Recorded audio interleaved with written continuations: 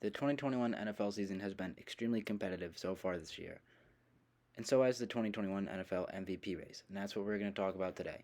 We're going to talk about players who were once high hopefuls, and players who are now high hopefuls, and who I expect to win. So I'm going to start off by saying that I think all of the quarterbacks have blown their chances at winning the MVP this year. Look at guys like Kyler Murray, he had his injury struggles. Look at someone like Tom Brady, who's really just put up numbers, has kind of calmed down a little bit in recent weeks. You look at a guy like Lamar Jackson, whose recent struggles have kind of blown his chances. And some other quarterbacks who I think kind of have a long shot are Patrick Mahomes, who could get hot, and the same with Justin Herbert. These two guys could get hot, make a run at winning it, but I just don't think so. At the beginning of the season, it was really between Kyler Murray, in my opinion, and Derrick Henry, but then Derrick Henry's injury has kind of thrown him out of the race, along with Kyler's injury. People have tossed around Tom Brady's name a lot, but I think this has got to be the year that we give the MVP to a non-quarterback. We got to look at Cooper Kupp and Jonathan Taylor. These two guys have been absolutely dominating at their position, leading in rushing and receiving yards respectively, also leading in rushing attempts and receptions. But that's what happens when you're the best at your position. You get the most catches. Cooper Kupp leads the league in receptions and targets, and Jonathan Taylor leads the league in rushing attempts because he's the best running back in the NFL at the current moment with Derrick Henry's injury. If we look specifically at rushing yards, we see Jonathan Taylor at 1,348 yards has a significant lead over number 2, which is Joe Mixon, at 978 yards. There's a huge gap here, and that just shows how dominant and how good Jonathan Taylor has. He's the only player in the NFL with over 13 touchdowns. He has 16 touchdowns, and number 2 is James Conner with 12 touchdowns. He's huge separation. He's also the only running back in the NFL with over 10 big plays. A big play is classified as a play of 20 or more yards. He has 10, and second best is Nick Chubb with 8. Jonathan Taylor has just been really dominant. He's only fumbled 3 times on his 241 attempts. That's a pretty good percentage if you ask me. I would definitely like that for my running back. He does a great job running, and he's helped the Colts win some big games this year. That game against Buffalo where he had 5 touchdowns might be the performance of the year if the Colts can find a way to make it meaningful and make it in the playoffs with that. If he did that in a playoff game, we'd be talking about it for years to come. If we look on the receiving side of things, Cooper Kupp is putting up just as good as numbers. Cooper Kupp also leads the NFL in receptions at 100 and targets at 136. He leads the league in yards at 1,366, and just like Jonathan Taylor has a significant gap between number 1 and number 2, Justin Jefferson has 1,209 yards, and he is in second place. Both Kupp and Jefferson have the same amount of games played, so Jefferson could have a big game to catch him, but they both played 12 games, so that's not really a matter. If you take a look at touchdowns, Cooper Kupp leads the league with 11. Second is Adam Thielen with 10. And Mike Evans also has 10. But Cooper Kupp leads there as well. And he's just been very good as a receiver this year.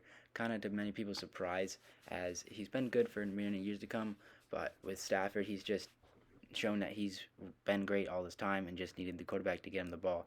He's second in big plays for receivers. Like I said, Jonathan Taylor's number 1 for running backs, only by 2, and Cooper Kupp is 1 behind Justin Jefferson in the big play department. But those two are well ahead of 3 and 4, so they have some good distance there. So how do you compare Cooper Kupp and Jonathan Taylor? Both these guys have been a really good season. Both these guys are helping their team win games, and I think it's harder to compare receiver to running back. But you definitely got to narrow it down and say these are the two guys, and that's where you got to make your decision from. Obviously, there's still games to be played and meaningful games as these two teams are in the playoff hunt. The Rams in a little bit better position than the Colts currently are, but it's clear to see that the way they've played has definitely impacted their team's chances of winning. I'd say Jonathan Taylor has more of an impact on the Colts winning a game than Cooper Kupp does, especially with the addition of Odell Beckham Jr. for LA and having Robert Woods earlier in the season, and just the way the Colts offense depends on Jonathan Taylor, where Cooper Kupp as a receiver is kind of at the will of the quarterback to throw him the ball, where Jonathan Taylor is kind of at the will of the play caller to call his number. I think you got to give these guys awards over to a quarterback because a lot of times it's always the quarterback that wins this award, and people often call it the quarterback's award. And if this year it is given to a quarterback, you could definitely call it the quarterback's award because this is one of the few years where it's not deserving at all for a quarterback. These two guys have just been so dominant at their position, and no of these quarterbacks have really stuck out. Like I said, Justin Herbert, Patrick Mahomes kind of have a chance because they've been trending upward recently. Tom Brady's not out at all. But Kyler Murray and Lamar Jackson, their injuries, and they've kind of played themselves out of it, along with Josh Allen. He's definitely played himself out of the award as well. But they really need to have more dominant performances the last couple weeks to get themselves in. Kyler Murray, his MVP case is kind of hurt by his backup doing well. They won a couple games with him while he was hurt.